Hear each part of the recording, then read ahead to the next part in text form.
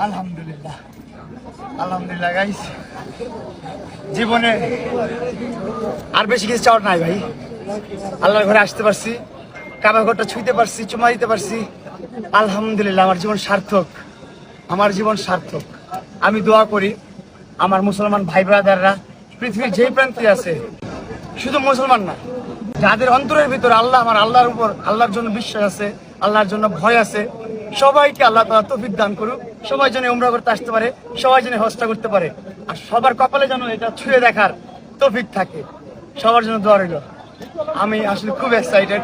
আমি এত জাতা খাইছি ভাই, ছোট্ট একটা মানুষ ভাই, এতগুলো জাতা খাইছি। ও মাই গড, আলহামদুলিল্লাহ।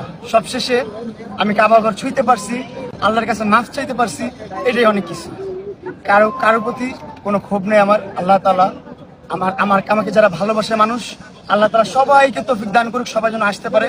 আর যারা আমাকে হেট করে, যারা আমাকে ঘৃণা করে, আল্লাহ তাআলা তাদেরকে হেদায়েত দান করুক, তারা যেন বুঝতে পারে সবকিছু, এবং তাদেরকেও আল্লাহ তাআলা তৌফিক দান করুক, তারাও যেন হজ করতে পারে, উমরা করতে পারে।